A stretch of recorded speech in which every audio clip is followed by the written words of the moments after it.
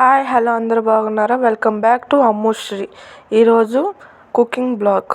ఈరోజు నేను చేలోకి వెళ్తే ఆడ పచ్చిశనగ ఉంటే పెరుక్కొచ్చా. నీట్గా ఒలిచి ఉడకబెట్టుకొని పక్కన పెట్టుకోవాలి. ఈ కర్రీ కావాల్సినవి ఏమేంటివో చెప్తాను. ఎర్రగడ్డ, టమాటో, ఉల్లగడ్డ, పచ్చిమిర్చి చిన్న ముక్కలుగా కట్ చేసుకొని పక్కన పెట్టుకోవాలి. పసుపు, కారం, దాంట్లోకి ఉప్పు కొని తీసుకోవాలి. బాణట్లో నూనె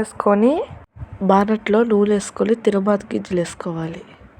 ఆవాలు, జీలకర్ర, చెక్క మొగ్గ వేసుకోవాలి. పచ్చిమిర్చి, కొంచెం ఎర్రగడ్డ దూరగా వేగినాక ఉల్లగడ్డ కూడా వేసుకోవాలి.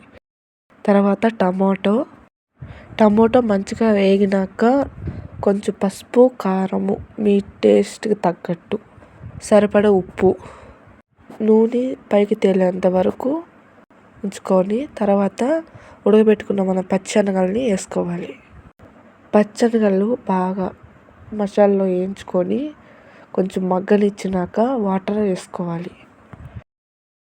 మీకు సరిపడా వాటర్ వేసుకొని బాగా నూనె పైకి తేలొచ్చే వరకు ఉడకనిచ్చుకొని మధ్యలో ఉడికినాయో లేదో కలిపెట్టుకొని చూసుకోవాలి.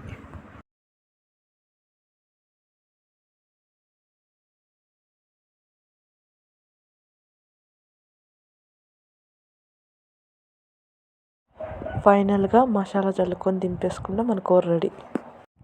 ధనియాల పొడి వేసి కొత్తిమీర చల్లేసి దింపుకుంటే రెడీ.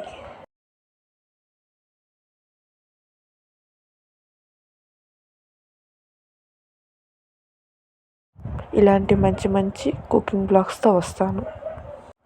మీకు కానీ నచ్చితే like, share and subscribe to అమ్ముశ్రీ.